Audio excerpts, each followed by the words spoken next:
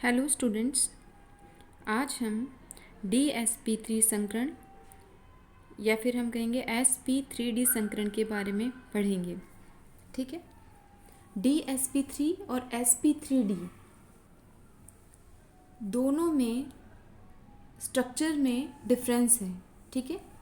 ये किस बात पे निर्भर करेगा कि कौन सा d ऑर्बिटल हमने यूज़ में लिया है। ठीक है। एक तो है DsP3 और sp3d।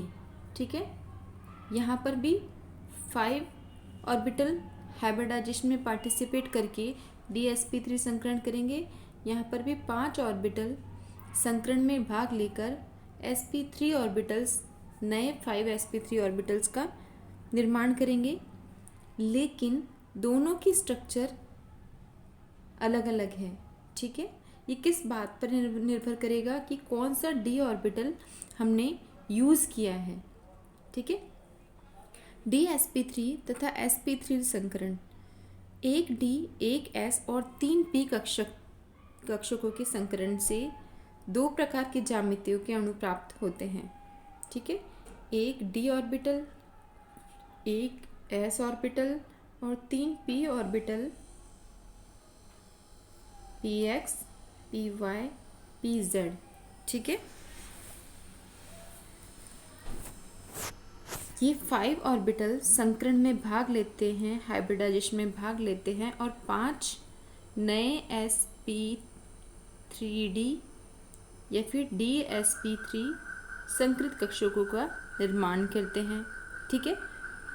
अब आकृति जो है sp3d या DsP3 की अलग अलग होगी। अगर हमने dx2y2, ठीक है, ये DsP3 संकरण, ठीक है, या फिर मैं कहूँगी sp3d संकरण। ठीक है। अगर हमने जो d काम में लिया है वो dx2y2 है। ठीक है। या तो हम ये d काम में ले सकते हैं या फिर हम dz2 काम में लेंगे। ठीक है। यदि dx2y2 यदि यूज़ में आ रहा है तो कौन सी ज्यामिति होगी?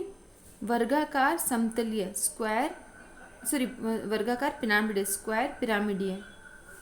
ठीक है। अगर dz2 काम में ले रहे हैं तो आकृति क्या होगी? त्रिकोणीय बाय पिरामिडल। ठीक है। आगे बात समझ में। यदि d ऑर्बिटल जो हमने काम में लिया है वो d क्या है? dx2y2 है, तो जो आकृति होगी वो वर्गाकार पिरामिडीय होगी, स्क्वायर पिरामिडीय होगी।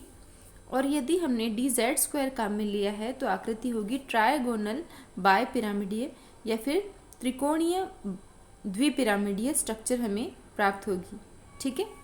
अब आप याद रखने को इस तरह से याद रख सकते हैं कि जब हम DsP2 संकरण पढ़ रहे थे या DsP3 संकरण पढ़ेंगे तो जहाँ पर d हम फ्रंट में ले रहे हैं, आगे ले रहे हैं d, वहाँ ऑलवेज आप कौन सा d काम में लोगे? dx2y2। ठीक है। और जब DsP2 या DsP3 यानी आगे जो d काम में हम ले रहे हैं वो dx2y2 होगा। और ये ऐसे संकरण जो हैं DsP2, DsP3 संकरण, ये किस में मिलेंगे? ट्रांजिशन मेटल कॉम्प्लेक्सेस में मिलेंगे। ठीक है। संक्रमण धातुओं में DsP2 और DsP3 संकरण मिलेंगे। ठीक है। और यदि DsP2, DsP3 संकरण यदि ट्रांजिशन मेटल कॉम्प्लेक्स में मिलेंगे तो आपको पता है कि जो संक्रमण धातुओं में कौन सी बॉन्डिंग होती है? उपसहसंयोजक बंधन होता है। कोऑर्डिनेशन बॉन्डिंग या उपसहसंयोजक बंध होता है। और उपसहसंयोजक बंध में क्या होता है? मेटल लिगेंड से जुड़ा होता है और बॉन्ड बनने के लिए जो दोनों इलेक्ट्रॉन हैं वो लिगेंड के द्वारा मेटल को दिए जाते हैं और मेटल के पास में खाली ऑर्बिटल प्रेजेंट होना चाहिए। लिगेंड के पास में कैसे? भरे हुए ऑर्बिटल होने चाहिए और मेटल के पास में क्या होने चाहिए? खाली ऑर्बिटल, ताकि लिगेंड अपने दोनों इलेक्ट्रॉन मेटल के ऑर्बिटल को दे सके। ठीक है। तो आप यहाँ ध्यान रखेंगे जब भी हम d आगे बोलेंगे DsP2 और DsP3 तब कौन सा संकरण होगा? ट्रांजिशन मेटल कॉम्प्लेक्सेस में संकरण होगा। और वहाँ हम क्या करेंगे? मेटल जो ऑर्बिटल है वो हमेशा क्या लेंगे? खाली लेंगे और लिगेंड के ऑर्बिटल क्या होंगे, फिल होंगे। तो कैसे भी करके मेटल के जो इलेक्ट्रॉन हैं उनका रीअरेंजमेंट करके हम डी ऑर्बिटल को खाली कर लेते हैं और वहाँ लिगेंड अपने इलेक्ट्रॉन दे देता है। ठीक है, DsP2 और DsP3 संकरण में जो डी काम में लेंगे वो कौन सा लेंगे, dx2y2। ठीक है, अब यदि मैं ये बात करूँ कि हमने ये तो हो गया DsP3 संकरण, यदि मैं sp3d संकरण की बात करूँ, ठीक है, और तब यहाँ पर डी कौन सा ले रही हूँ मैं, dz2, एक s, 3p, px, py और pz कक्षक, और डी कौन सा ले रहे हैं, dz2। ठीक है, तब जो आकृति होगी वो कौन सी होगी, ट्रायगोनल बाय पिरामिडल स्ट्रक्चर होगी। ठीक है, त्रिकोणीय द्विपिरामिडीय स्ट्रक्चर होगी। ठीक है, त्रिकोणीय द्विपिरामिडीय स्ट्रक्चर होगी। ठीक है, डी कौन सा काम ले रहे हैं, dz2।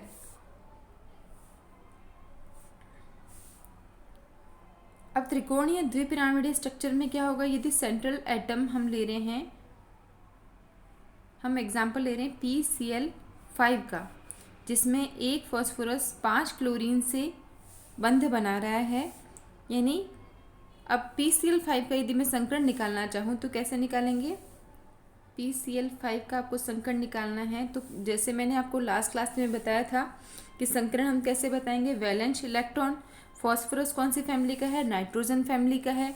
नाइट्रोजन फैमिली में कितने, 5 इलेक्ट्रॉन, तो फॉस्फोरस के भी बाह्यतम कोश में कितने इलेक्ट्रॉन हैं, 5 इलेक्ट्रॉन। और मोनोवैलेंट एटम कितने हैं, 5, PCl5 पढ़ रहे हैं हम, 5। और पूरे मॉलिक्यूल पे कोई चार्ज नहीं है तो ये प्लस माइनस यहाँ कुछ नहीं आएगा, डिवाइडेड बाय 2, टोटल कितना आया 5। 5 का मतलब एक S ले लो और 3 P ले लो, PX, PY, PZ, और एक फिर हम कौन सा लेंगे, P तो 3 ही होते हैं, PX, PY, PZ। तो नेक्स्ट हमको किधर मूव करना पड़ेगा, D की तरफ। ठीक है, तो कौन सा संकरण हो गया, sp3d संकरण। ठीक है, PCl5 में sp3d संकरण है और D हमने कौन सा लिया है, dz2।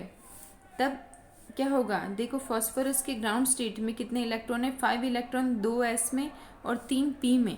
ठीक है, एक्साइटेड स्टेट में क्या हो जाएगा, एक इलेक्ट्रॉन जंप करके D ऑर्बिटल में चला जाएगा और इस तरह से sp3d संकरण, sp3 जो डी संकरण होगा और हमारे पास में कितने 5 नए क्या बनेंगे, sp1 2 3 4 5, 5 नए क्या बने, संकृत कक्षक, जिससे क्लोरीन सिग्मा बॉन्ड बनाएगा अपने इलेक्ट्रॉन की शेयरिंग करके। ठीक है, ये फॉस्फोरस, एक क्लोरीन, व्यवस्था कैसी होगी, ये 5 जो संकृत कक्षक हमें मिले उनकी व्यवस्था इस तरह से होगी कि मिनिमम रिपल्शन स्टेट में रहें ये। ठीक है, और मिनिमम स्टेट रिपल्शन स्टेट में रह रहे हैं और हमारे पास जो टी है वो dz2 है, तब आकृति कैसी होगी, त्रिकोणीय द्विपिरामिडीय। ठीक है, ये phosphorus, chlorine, chlorine, chlorine, 3 bond तो क्या हो जाएंगे, प्लेन में। ठीक है, 3 तो प्लेन में, एक बॉन्ड ऊपर, एक बॉन्ड नीचे, 3 क्लोरीन, चौथा क्लोरीन, 5वां क्लोरीन। ठीक है, आकृति समझ आ रही है, 1 2, इन तीनों के बीच में जो है बॉन्ड एंगल कितना होगा, 120, 120 डिग्री, 120 डिग्री। ठीक है, ये क्लोरीन क्लोरीन आपस में कितना बंद होगा इनके बीच में, 180 डिग्री। ठीक है,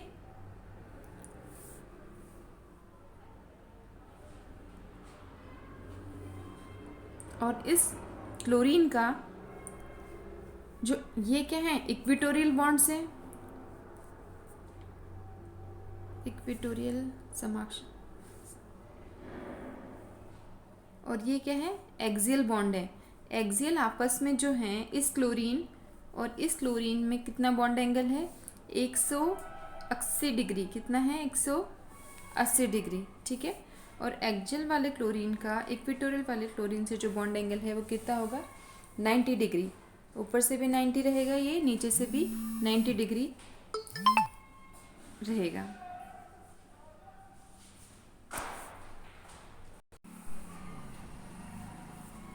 ठीक है, तो ये स्ट्रक्चर क्या कहलाएगी? Trigonal बायपिरामिडीय structure.